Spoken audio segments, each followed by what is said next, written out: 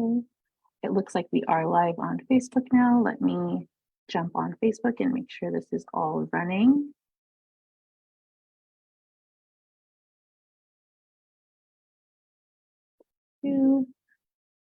Thank you everybody for coming to attend our monthly community chat. This month is going to be a little different and we're going to be doing a watch party. This is going to be our new format that we're going to be trying out for the next few months and seeing how you all like it. So let us know after you watch this in the comments or anything below how you like the watch party, and even if you have any suggestions of videos that we can react to that are important to the AiArthritis community. So I am going to make sure I have this pulled up here so that I can check all of the chat. And alrighty, so again, my name is Layla, and I am the Health Education Manager here at the International Foundation for Autoimmune and Autoinflammatory Arthritis. And I am joined here with two of my colleagues. If you all wanted to introduce yourself. I'm Michael Guadalupe. I'm one of the volunteer and administrative assistants here at AiArthritis, and I'm also a patient. And Deanne's my cohort. Hi, my name is Deanne. I'm the other of the volunteer and administrative assistants for AiArthritis. Yes, and like Michael mentioned, all three of us are patients. I am a person living with lupus and Sjogren's syndrome, Michael with psoriatic arthritis, and Deanne with rheumatoid arthritis. And so we are here as patients to discuss with all the other patients about this particular podcast that we're going to be pulling up. And so the podcast is with Dr. Mike on YouTube, and the episode of his podcast, the podcast is called Checkup with Dr. Mike. And the episode is going to be with Zach Kornfeld from the Tribe Guys and his terrible experience with healthcare. He is a person living with ankylosing spondylitis. And so we're going to take a look at what he has gone through in his diagnosis journey. And if any of you have any comments to say about the video, please make sure to comment down below. We are excited to try out this new format. So tune in with us to this video. It's going to be about 30 minutes long, and we'll be pausing along the way to give some commentary. So let's share my screen.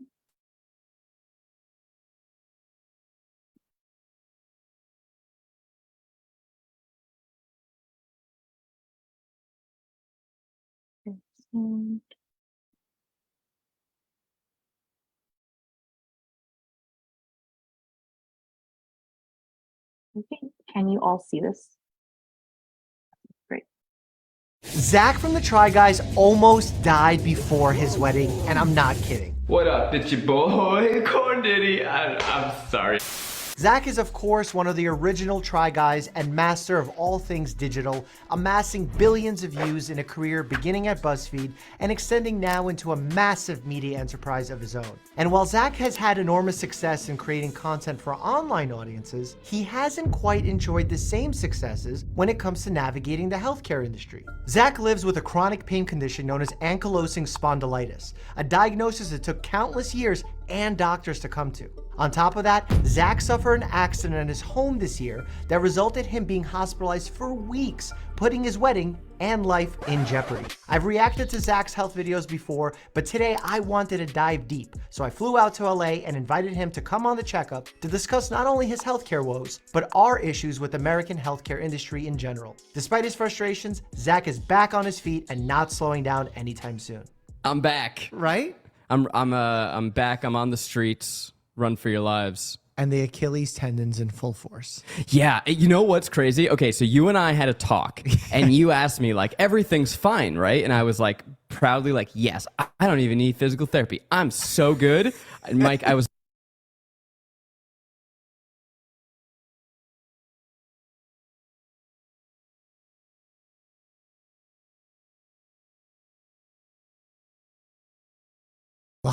Your body in such a period of time. Well, because when I was in the surgery, they were like, you bleed a lot. Oh, they said that. Yeah, and then when they went to close the wound, they were like, okay, so I had a Pemrose, which is I call the forbidden boba straw. Yeah, you call it a drain. That's so that was sticking out of my leg to help it drain. Yep. And when they finally took it out, it was 2 minutes, 5 minutes, 10 minutes, and I would not stop bleeding.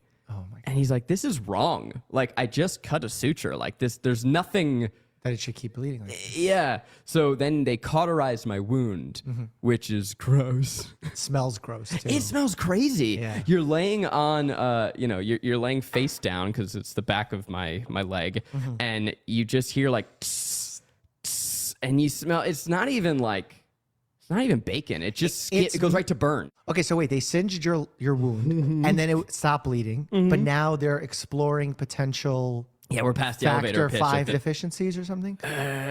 You know what? Yeah, I No think way. that's it. He said factor something. Okay. I was with my doctor and he's like, Ashkenazi, and I'm like, yeah. He's like, yeah, I know what's going on. The Jews, They they get Jews all of strike us. again. Yeah. So yeah, basically he was explaining that there's 2 different types of clotting, and as I understand it, I haven't gotten the results back, so he gave me like the elevator pitch of it, and then said I'll explain it if it comes back positive. This is just something I need to be aware of if I bleed a lot, which is a giant cut or surgery, and then it's like a nasal spray, and it. But you're confirmed to have this already, or Not yet. Okay, No. so maybe if you would, that's the route you're going to have to take. Got it. Yeah. Well, because like for example, when they say hemophilia A, right? There's Okay. a hemophilia A and B. So A is factor 8 deficiency, and the way I remember that is A8. Did you have to come up with all sorts of Yes, mnemonics all in the med time, school? yeah. What's the stupidest one you have? The metacarpals of the wrist. Some lovers try positions that they can't handle. Wait. And Some- don't ask me what they stand for. But each of those means a different metacarpal. See, I don't even know them. I don't even know what a metacarpal. I thought a metacarpal was a Pokemon. So It could be. Yeah. It should be actually. So metacarpals are in your wrist, metatarsals are in your feet. metatarsals. Yeah. So Hell you yeah. could have potentially damaged a metatarsal. And so this is going back to where we started. I was so scared that when this all happened that I would have nicked a nerve or something. Sure. And I proudly told you that everything was fine. fine, And then for the next 2 months, my foot would tingle all the time. And I go, oh no, I jinxed myself. Yeah. But it's gone away, and now every now and then I'll feel like a little weirdness tingle in my toes. But for the most part, we seem to be okay. Okay. Yeah, but you told me a lot of shitty experiences you had with the medical system. Oh yeah. Even like when you were in the hospital with your leg, like you were getting bills that were like screwing you over and when you were in the hospital, you get woken up so much. And I mean, one, you're on painkillers, so you're delirious, but they at midnight, they check your vitals. And then at 2 a.m, like you have to get up to pee or no, in this case, it was explosive diarrhea. C.diff. Yeah. And then at 3 a.m, your surgeon like comes to check on your wound, and then they check your vitals again at 6 a.m. And then someone comes in with an insurance form and is like, "Hey, you have to pay this right now." And I'm like, "What?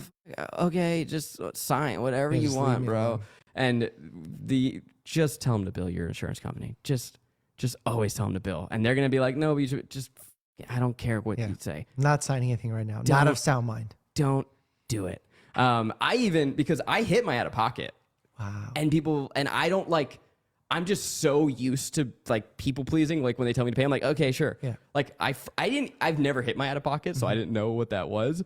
And I didn't know, my wife yelled at me when I went in for something, and she's like, there's no copay anymore. You're done. Yeah. And I didn't know that. And so I paid my. But only for the year. For the year. Yeah. But I paid my copay, and it's not like the insurance company's going to be like, oh, dude, oh my God, here's your $50 back. Sorry about that. Yeah. They're just going to. The office should do that though. They should. But someplace. Okay, I'm going to pause here real quick, just because I literally just experienced this last week. For those of you who don't know, I was in the hospital last week with, unfortunately, a kidney stone. But I was just complaining recently about what Zach was talking about, how they keep asking you all these questions, like in the middle of the night, and trying to do all these things and get stuff from you. And you're like, first of all, I'm in so much pain that I can't even like answer these questions right now, or I'm so out of it. And it's hard when it's just you and you don't really have anybody there to help you answer the questions or be able to kind of like take care of yourself. But I did also learn that you should, whenever you go to the hospital, to the ER or anything like that, if you have medical insurance, ask them to bill and then take care of it afterwards, because that has happened to me before where I overpaid and I never got the money back. So I always, now for me, I make sure to just say, oh, just bill me and I'll take care of it later rather than paying the copay up front. Because I also hit my out-of-pocket max, which seems to be a theme that kind of happens sometimes, you know, with patients that are in our community where we have to do so many things that sometimes we do end up hitting the out-of-pocket max. So I just really resonated with Zach's sentiment about being in the hospital and all of the issues with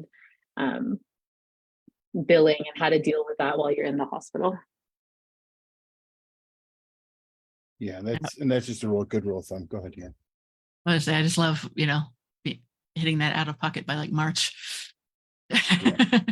You're like, Well, It's now- the one sailing thing from that it. we get as chronic illness patients. It's like, ooh, we actually might hit that.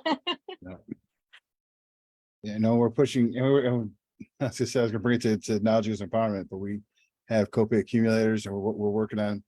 We're in a coalition working on the accumulator bills. So, a lot of you that are on biologics will hopefully start hitting that out of pocket maximum, because they're making you pay twice on things. It's just nickel and dime again. So, yeah, but always tell them to bill your insurance. And then the other thing, they kind of glossed over it, which I'm kind of surprised, because last year my mother was in the hospital. He kind of glanced over to C.diff, and that's actually a big thing. If you're in the hospital, you have C.diff, or you have going with someone with C.diff.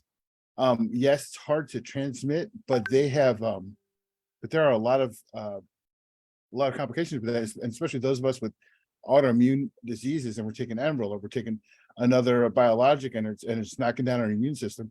So when you go into the hospitals, he passed over so quick, because to somebody without an autoimmune disease, it doesn't matter most of the time. So if you ever hear about C.diff or something, stay away, stay out of the room unless it's someone really close to you. Or if you do go, make sure you're washing your hands, like change your shoes. It sounds stupid, but it gets on your shoes. And you can pass it on to your pets too. So yeah, the C.diff thing, he glanced over it, and really it's kind of a big deal when you deal with people with autoimmune diseases. That's a really good point. All righty, we'll continue on. Cases are messy. Yeah. Yeah, the economics of our healthcare system. Something terrible is going to happen for it to fix itself. And the fact that we're waiting for the iceberg while on the Titanic is kind of weird. What could be? Because I feel like something terrible happens every day. So what? No, something seismically- colossally needs to happen. And not needs to, will happen. But would. Yeah. Like, I'll give you an example. You saw what happened in New York with COVID in March 2020, Mm-hmm. where the healthcare system couldn't bring in enough resources to help people with heart attacks. Something like that will happen again. Well, what's wild to me is that, I mean, you say something colossal happened. Something colossal did happen. Sure. Our medical system is crumbling under its own weight. Doctors and nurses are beyond burnt out and leaving. And so now, like when I was in the hospital, you were getting all these travel nurses. Nothing against travel nurses, but it's their first week in LA. Yeah, they're learning where the stuff is in the hospital. They don't know where, like, it's hard for them. Yeah. And that's a bad experience for us. And then I was at UCLA Hospital. You know, I have nothing but great things to say about the people, but the system. And that's UCLA. It's bad. And UCLA is as good as it gets. Yeah. People in the ER, they were lining the hallways. Like the trolleys. Yeah. In the trolleys. Like every cubic inch of that place was filled with a bed, and you were under fluorescent lights day and night. And it's because there was no room in the rest of the hospital. Capacity, yeah. There's just no room. That's like, that to me, as a non-medical person, is wild. I can't fathom that a hospital's just out of room. What do you mean it's out of room? That's what you're here for. Yep. And I also, while we are hitting the U.S. hard with this is an international problem. The UK is dealing with this. Australia is dealing with this. Like everywhere, this is a problem. Now, No one can quite figure it out. is this something that it's like bloated salaries and bureaucratic misspending, or is it that people are getting sicker? It's in the U.S. I could speak to the U.S. Put you on the spot no. here. I could speak to the U.S. issue because I can't speak to what's going on really in the UK or Australia. But in the U.S., the administrative costs to run a hybrid system has gotten so out of control that the healthcare costs have 10x what they were 20 years ago, and it has nothing to do with doctors getting paid more or more doctors working or more nurses or their wages going up.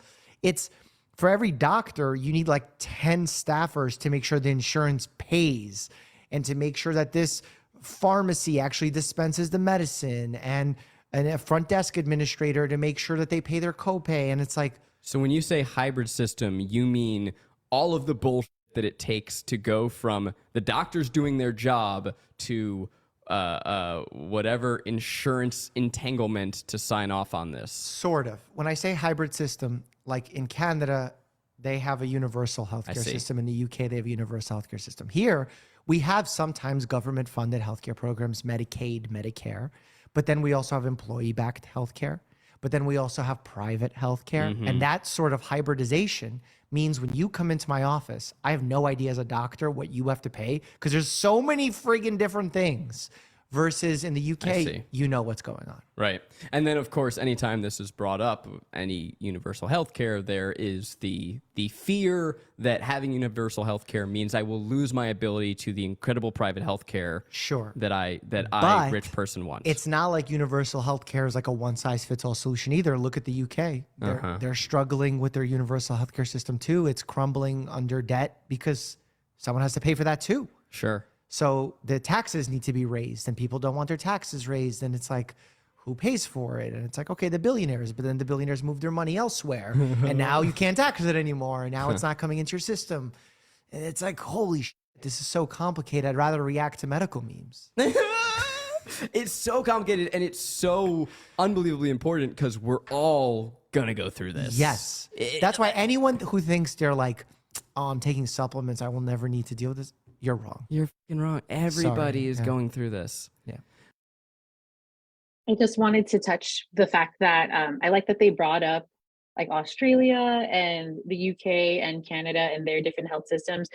Those three places are commonly where we are an international foundation. So that's where a lot of some of our volunteers live and have their experiences.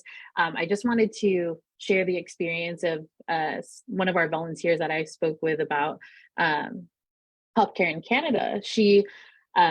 We were talking about the whole universal healthcare system thing and whether it would be something good for the US and how people kind of think of it. And, you know, she was saying that, you know, the universal healthcare is nice in the fact that we don't have to pay any of our own extra money to pay for healthcare. But she's saying that everything is so slow and so everything just takes so long with the system that she wishes that there was a way for her to pay money to see a doctor faster. Or, you know, she was like, you know, if I could, I would pay $20,000 right now to make sure that I can go see a doctor instead of having to wait for 3-4 months in that universal system. So we, as Americans, you know, sometimes some of us are like, yeah, universal healthcare, that would be great.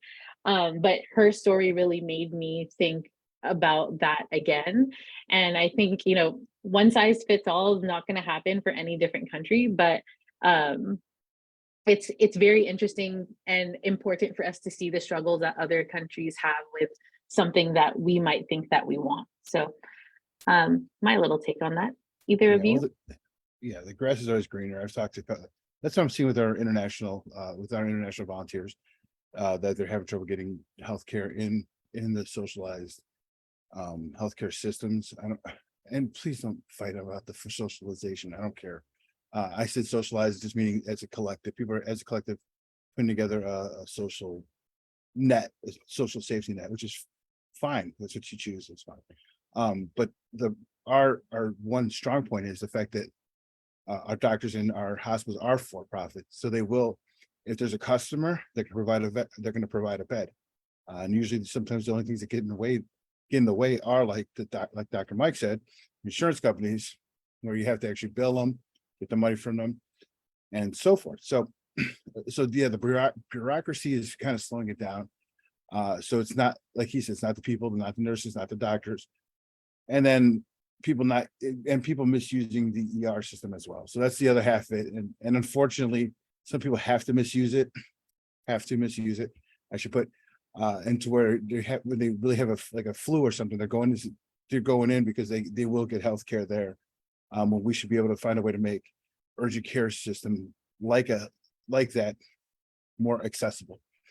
So we're not having stuffed emergency rooms where a guy with, dying has to wait in a gurney in the hallway. So that's my hot take. I'm Yeah, sure. some kind of like step down ER or something like that, where it's a mix between, oh, I have an ear infection, and oh, this might be something much worse than that, but I'm also not completely dying at this point. So Right. yeah, there should be some kind of middle. I agree. Yeah, and that's why I say misuse, but to that person, it's always an emergency. And so I don't want to diminish their feelings about it. Because when you do have an earache, you feel like your head's gonna explode, and you just, you bang your head against the wall if it would make it feel better. So there's a point of desperation too. So that's my thought on it. But like the privatization kind of makes it work faster. And for Yeah. people like us with our diseases, with the treatment is the key. So we want to get a quick diagnosis, a quick treatment. And people with I want to say Zach seems like he has a mystery illness at this point, because they don't really know what's going on.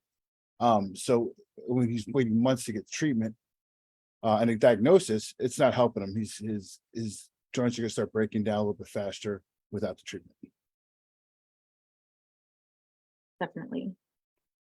Alrighty, let's continue on. Oh, actually, let me read some comments. We have one of our volunteers from Australia, Judy. She said, it's crumbling is right, because different systems also don't talk to each other when people are in different areas. And yes, things take time. Staff shortages and medical people and barriers, etc., can all contribute. So she's definitely, speaking to her experience of what's going on in Australia too. So unfortunately, we're all in this together of how to figure out how to see our doctors faster, how to get diagnosis faster, and how to get treatment faster. So it's an unfortunate thing that we're all united on, but at least we all understand each other's story. We got into the, you asked me about the issues that I've had with, I forget how you phrased it, the issues I've had with the medical system or something. Yeah. And that was like a very intense one, but even just on a day-to-day, I have a chronic condition. I have ankylosing spondylitis, and it took me a decade to get that diagnosed. Yeah. And I'm a white dude. I'm the easy one to get diagnosed. It's so women, people of color have a really, really hard time getting any sort of invisible illness or chronic condition or anything. Well, yeah, women, chronic conditions, like that's the top two misdiagnosed things. Yeah. Because here's what happens. Everyone wants to, we call it punting in healthcare, where you don't want to deal with the problem because it takes a lot of work and you're already under this huge load. So maybe it's not even because you're a bad person, but just because there's 10 rocks you're holding up, and then if you get one more, you're worried. So you punt the rock to someone else. But what ends up happening with people who have non-specific symptoms, when I say non-specific, meaning if you come in and you have AS and you have back pain and fatigue, that could be 500,000 different conditions. Yep. So in order to properly diagnose it, takes a lot of work to do a proper history, a proper physical, to order the correct tests without over-ordering tests and all these things, have a good communication line with you. So people are like, I'll punt it. Try some ibuprofen. And guess what? You can't really sue them because they're like, there's back pain and I said it's musculoskeletal, is it not? And they're technically right, but they're also technically doing a disservice by doing it. And while I want to blame individual providers for it, it's a systemic issue.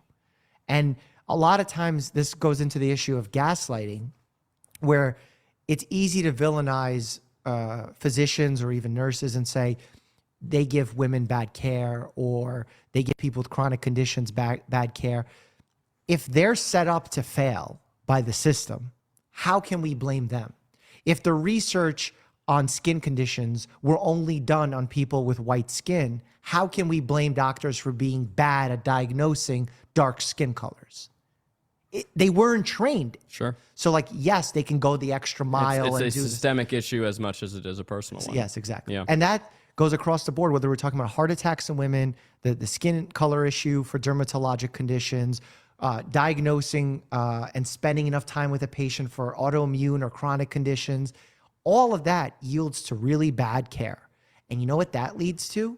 People being susceptible to miracle potions and cures in the naturopathic side. Sure. Because those people are like, has the medical society and service done you wrong? We're here to be your ear. And it sounds like a better deal. Sounds like a better deal. And I also think that there's just such a desire for the magic bullet. Yeah. I've been looking for the magic bullet in my AS everywhere I can. I was hoping that medicine was the magic bullet. And then I went, well, okay, maybe acupuncture is the magic bullet. Maybe there's no one thing. It's a toolkit. You need you just need a variety of things, and unfortunately with chronic conditions, there's usually not the one thing that makes everything all better. If it was that easy, we only. would just fix everything. Yeah. And it's really not. And anytime you do something that works in medicine, you always end up creating the other effect of doing something else, whether that's a side effect that's negative or just an unintended effect. And a lot of these supplements are like, it's natural, there's no risk. It's like, if there's no risk, that means it's not doing anything either. I'm curious about something. So advice that you would have for me or for patients. Okay. Because I trust doctors / I don't want to know anything. Oh, I interesting. love being a stupid little boy. I like, my brain is like filled with movie facts and nothing else. Oh, what do you mean movie facts? Sorry, I just like movies. like quotes? Sure, quotes, but I know who directed what, and I know how they shot this scene in Children of Men, and that's what my brain likes thinking about, like thinking about camera composition and whatnot. But even with my chronic disease, I don't want to know anything about it, which is a weird thing, right? Why? Well, why? Like, because I mean, the real answer is I wanted, again, one magic bullet to make it all better, and I don't have to think about this. It's denial. It's denial of something being a part of you. It's fatigue, annoyance, anger. It sounds like all of these emotions that you're having to deal with this situation. Yes. But then something that happens that is quite negative, and I think, look, part of me not getting a diagnosis for a long time, I think it's systemic. I think it's the doctor's issue. And I probably shouldn't blame myself, but I do a little bit, because I'll go in and I'll underplay my symptoms, or I'll go, well, I guess, yeah, I mean, I don't know how bad it's been. Maybe it can't be that bad. And I start to doubt myself.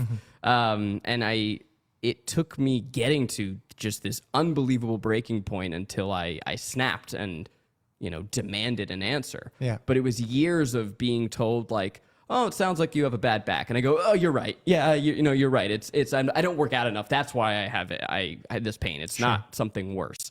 And I imagine there are a lot of people like me who, when they are told a potential a potential explanation, the punt, they take it and they don't challenge it. Yeah. So advocating. Okay, there was a lot in that chunk. I couldn't find a place to stop. But just to recap, what they started talking about was how long it took Zach to get diagnosed, wanting to find that one magic thing that's going to help you feel better, and Zach realizing that it has to be a myriad of a lot of different things that cause this, synergy of, you feeling better. And for me, there's a lot of different things that help me feel better with my AiArthritis disease. But the number one has always been my infusion, my Benlysta. That is the baseline of where I am. And then I have a lot of other things like magnesium glycinate that helps me get rid of some of my anxiety and sleep better. I have my CBD oil that I put on my neck and my shoulders when I'm in a lot of pain. And, there's also massage and acupuncture that I try to do to mitigate some of my pain.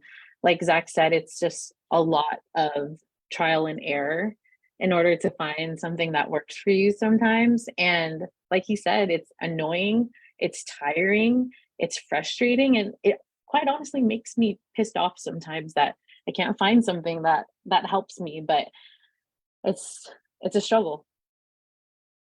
Yeah, I feel that I was lucky to begin with because I was seeing a podiatrist for problems with my feet. And when it went to my shoulder, he's like, I can't help you now. And he's like, you need to see a rheumatologist. So my insurance let me just call up a rheumatologist and say, hey, I need an appointment. And they were like, yeah, went right away. But then since then, I've been on 9 biologics in the last 10 years. And, I haven't found my magic bullet. I think I have now, possibly, but every once in a while it isn't. You just never know.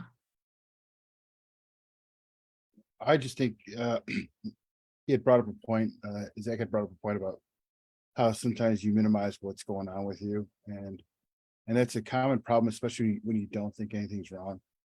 Or you've, done, like with my personal situations, I played football until I was 35 years old. So I did a lot of wear and tear on my body. So when my knees started locking up, I just thought, oh yeah, wear and tear. And that's just how it goes. And what was happening to my joints were swelling. I'm like, man, it's getting bad. But I never thought anything of it. And it always ebbed and flowed to when because I'd flare up, and then I would for a few months. So but that's part of the problem with I'll say men in general, because we like to A, bottle it up, but B, we got things to do. I can speak for we just have to go do something. Like we have to go to work, we have to do something else. So we do try to kind of rush it along and not hear what the doctor's saying, or not give the doctor enough information about our condition to say, it's something else. But a lot of times the doctors do say things in passing, well, you might have, and we think that we just don't have. And I think that might go across the whole spectrum of patients. But I will say I can speak for guys, because I know I do it myself, and I try to, like I said, minimize what's going to happen, because I just think everything else is a hassle.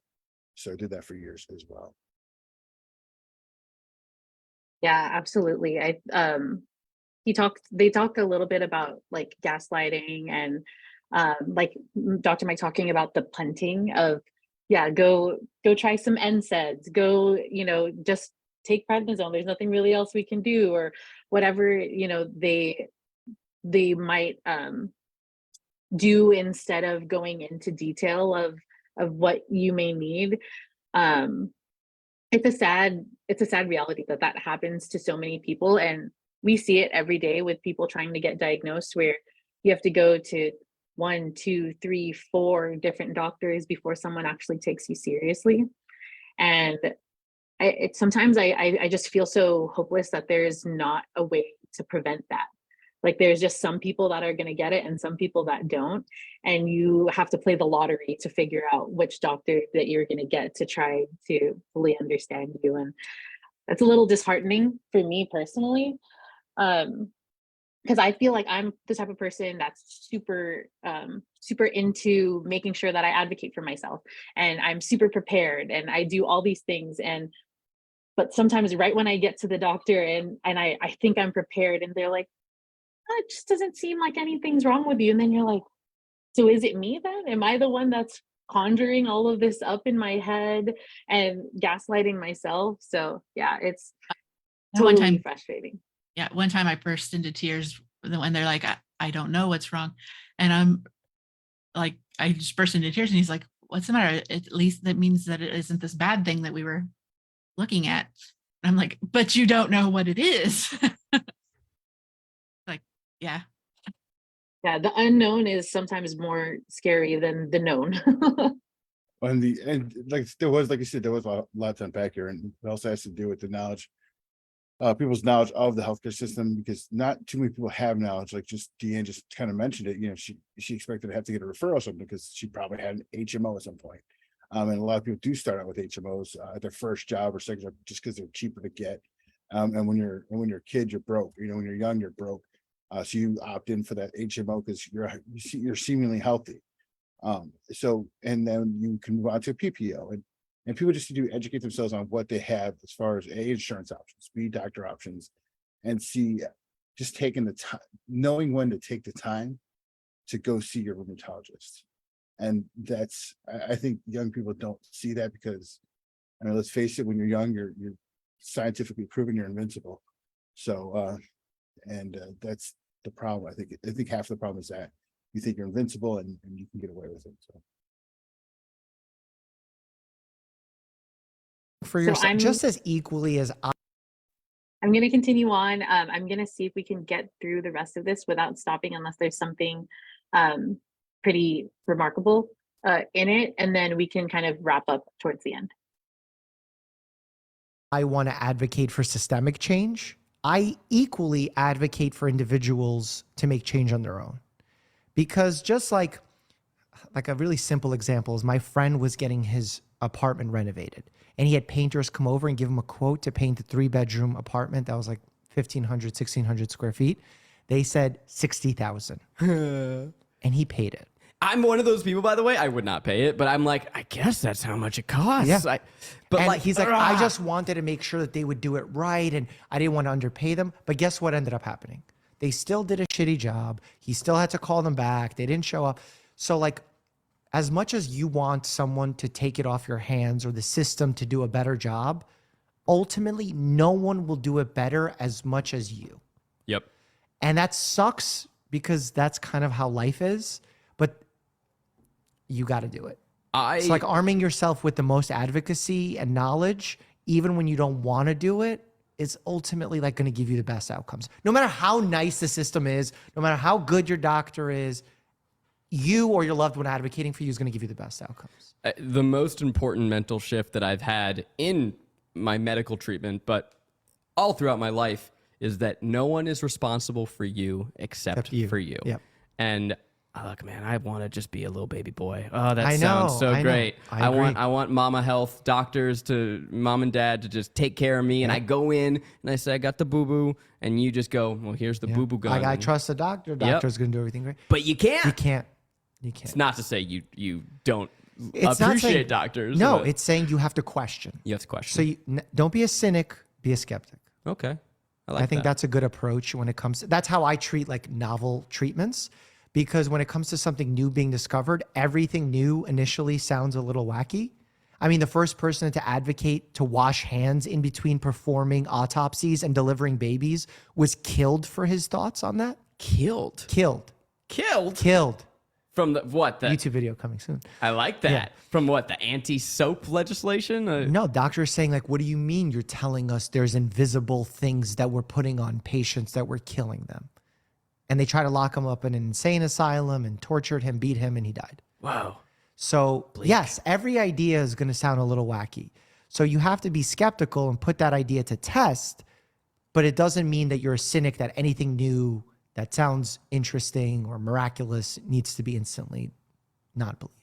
I'm curious. I found that doctors are I don't know, forced, or if it's just the way that their mind works, is that if something hasn't been clinically researched, they seem to be somewhat dismissive of it. So I told my rheumatologist, who I adore, that I had been hearing from people with AS that a plant-based diet was really beneficial.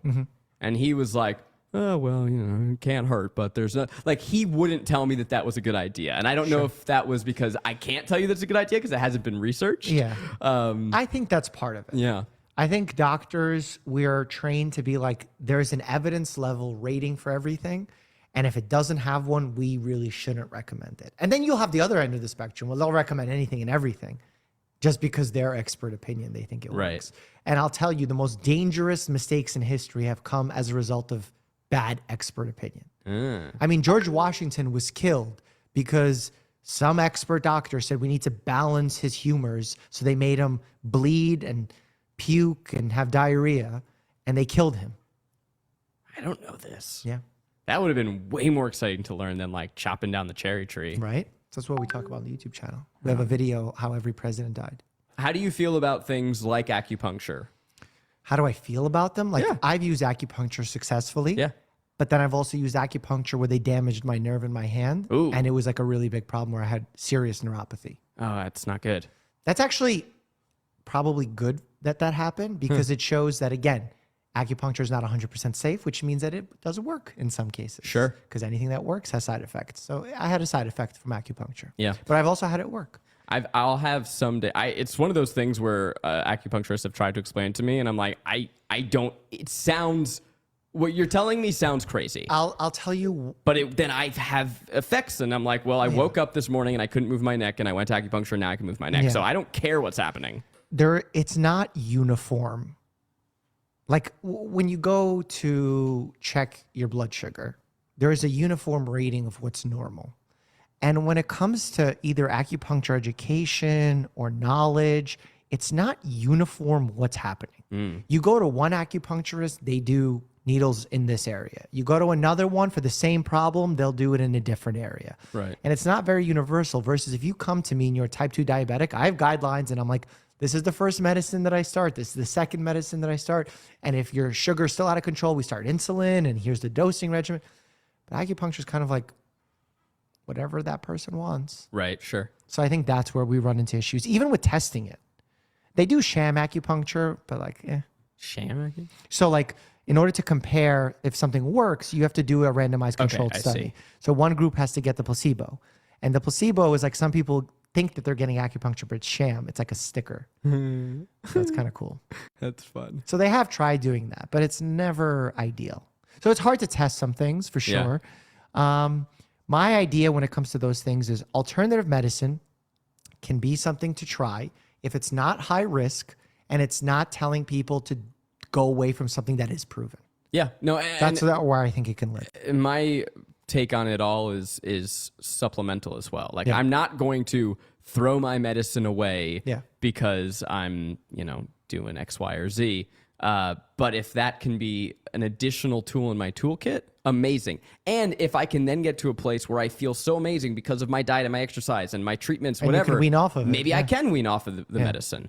But I'm not going to assume that one, again, is that magic bullet that is going to offset the other. Yeah. My just issue with the natural community is that they make natural sound safe, and not everything natural is safe. Yep. Arsenic is natural, cyanide is natural, so not everything is safe.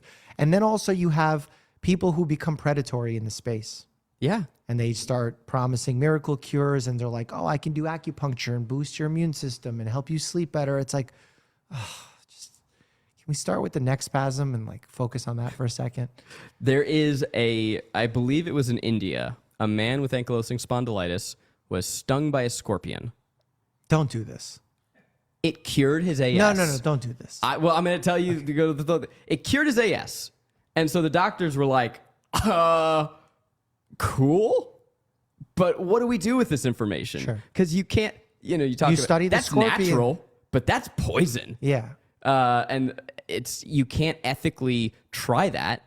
Well, you could and like Extract the poison and put the it in whole little thing, petri right. dishes and do all this stuff. But maybe it's just a fluke. Maybe something else happened. could have easily been a fluke. Maybe he was going to get cured anyway because of other lifestyles, and he happened to get stabbed by a scorpion. I'm going to blow your mind right now. Okay. In the 15th or 16th century, there existed hotels called whale hotels that advertised that if you sit in a dying carcass of a whale, inhaling its fumes for 30 hours, it would cure you of rheumatism. Because some guy jumped into a whale's carcass, stayed there and claimed that it cured his rheumatoid arthritis. So all these whale hotels popped up. I'm not making this up. There's This is legitimate what year? 15th, 16th century, am I correct? It's like 100 years ago because there's a photo of Oh. it. Okay, that was the... You know, I also don't love this fact because I think it's shady. But there's images of it. There's images of a guy. And it's from the Library of Congress. And there is. This is listed on the .gov Library of Congress. Aren't my tweets in the library? Congress website, there is a screenshot of a newspaper listing advertising a whale hotel. Yeah. There's not good evidence that people went to these places and sat in whales outside of one photo of a guy inside a whale. It was the thing. More than I do. It's fun. Library I of get why Congress. he likes it. But that's like their scorpion story. That's Are you going to go swim in a whale carcass? I mean, if we got cameras, No, don't do absolutely. There is a woman who I believe she has Lyme disease, and she uses bee sting therapy. Oh yeah, I've heard of which this. I always thought would be a really fascinating video. She will sting down her spine. I think once a month. She takes bees that are old and are about to die anyway, and she credits that with curing her Lyme disease. I believe it's Lyme disease. And to me, that I don't advocate for that. I think it's amazing for her, and I'm thrilled that she had it. It's, that's another thing that you can't really ethically reproduce because some people are allergic to bee stings, and then I mean, you could ethically reproduce it, but like we just have treatments for this thing. So like, why would you ever do that versus a 10-day or 12-day course of doxycycline? Well, I think it underscores that a lot of these chronic conditions are underfunded and Oh, for under-researched. sure. And there are a lot of people who feel that there is nothing in medicine that is acceptable for them. And so you are driven to the mania of going, sure, I'll try bee stings down my spine. But what do you mean nothing's for them? What does that mean? Meaning they've tried things and nothing is working. Oh, and there is a world where we genuinely tried everything and nothing's working. Yeah. So like with my AS, I am on my 4th or 5th medicine. And it's this maddening process where I don't have like a number that I get to print out and say, oh, it's 98% effective. Sure.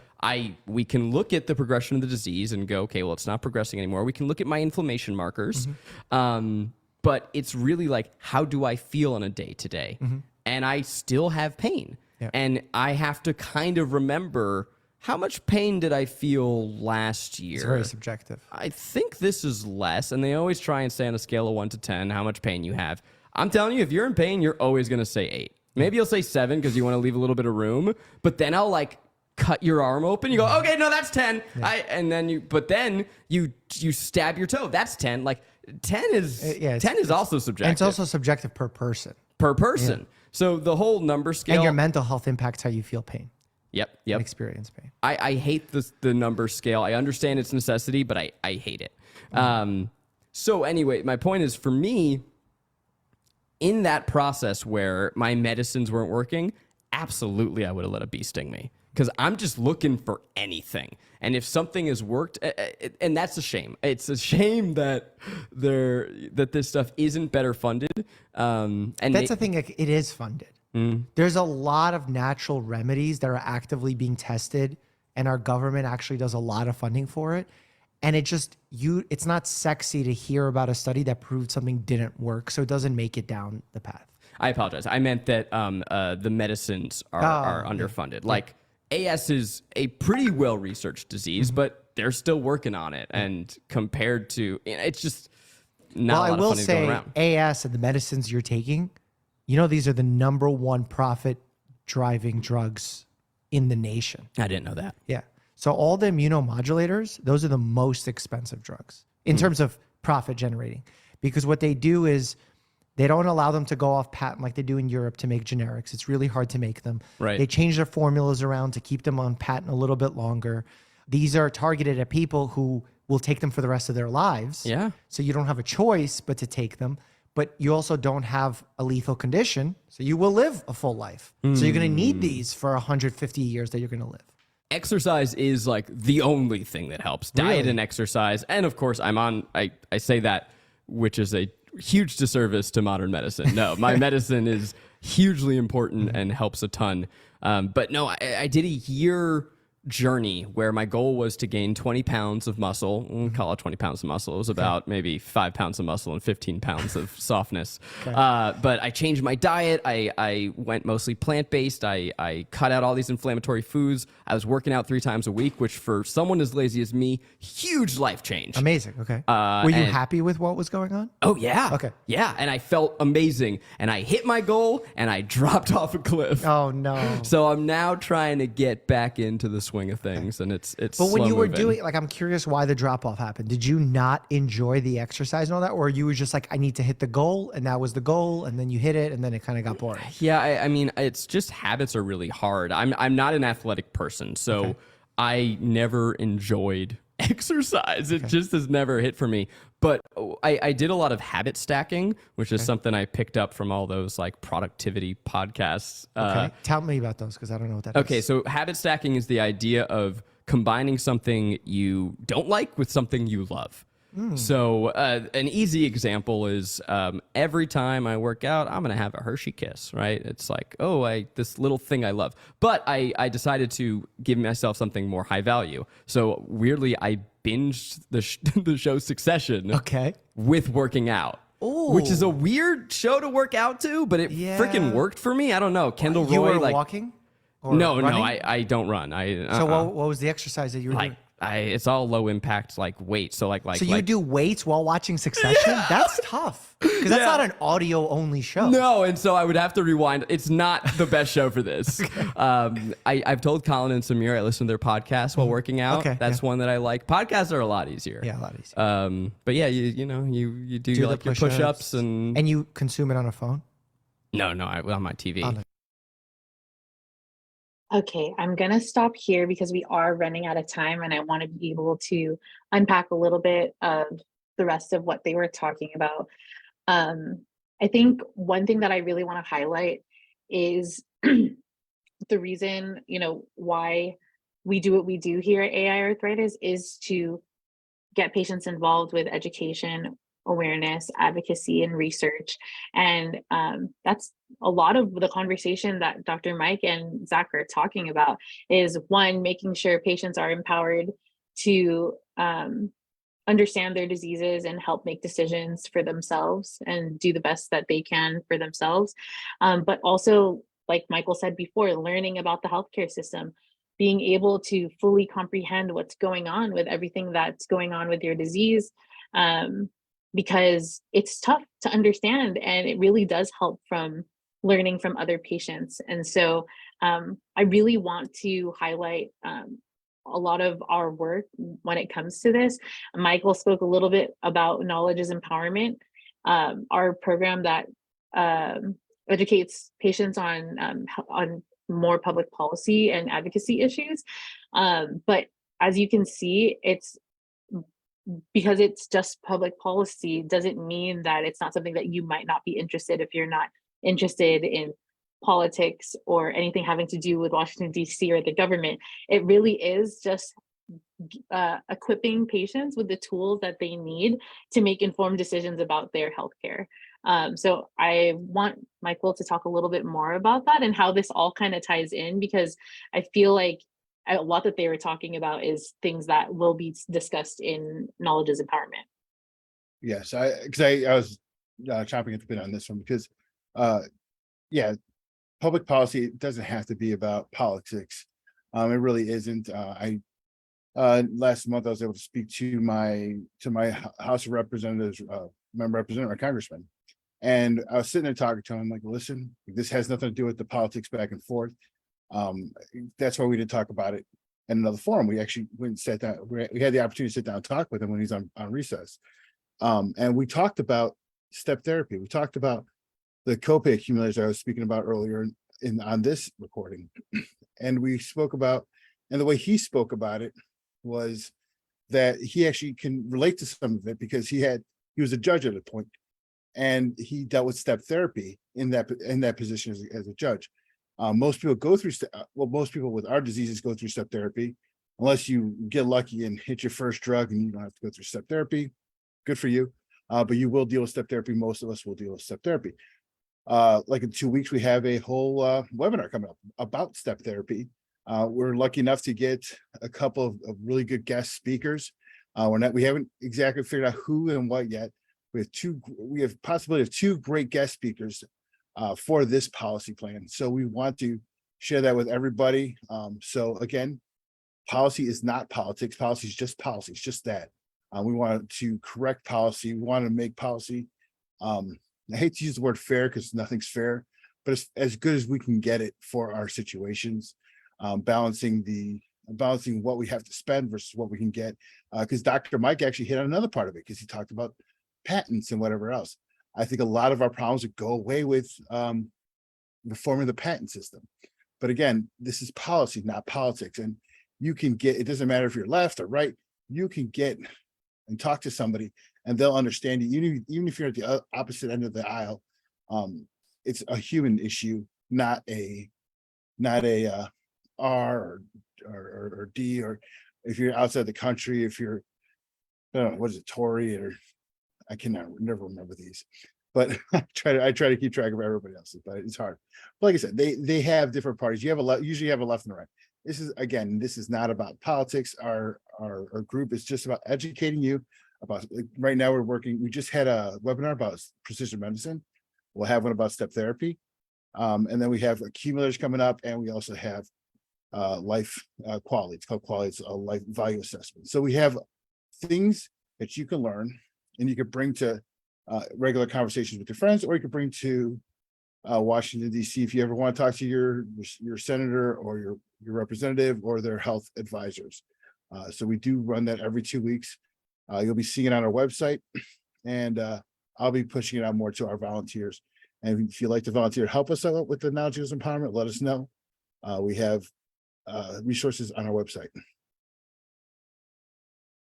Yes, absolutely. So Knowledge is Empowerment is still going on, and there's lots more to come. So if that's something that you are interested in, you can go to our website and check it out on there. You can email Michael at michael@aiarthritis.org if you have any questions. And these are things that, on that side, we want to be able to have patients understand those things so they can make better decisions for themselves. Like Michael touched about that, Dr. Mike talked about, like, generic versions, or as we call them, biosimilars, is the more correct way to address that. But we also have a lot of education about biosimilars on our website too, for anybody that might be affected by that going on right now. There's a lot of insurances that are, pushing biosimilars and things like that. So we have a lot of education on our website, and a lot of education that I'm still developing too, that I feel like Dr. Mike and Zach talked a lot about in this clip. Deanne, do you have any closing thoughts or opinion on how the first watch party went, and how you liked it? I liked it a lot. It was very interesting. I've watched both of these two on YouTube, so it's kind of neat to see the how worlds collide, right? Yeah. A lot of good information. Awesome. Mm-hmm. So like I said in the beginning of the program, if any of you have suggestions of clips that you want us to react to, it could be a educational webinar, it could be a podcast like this.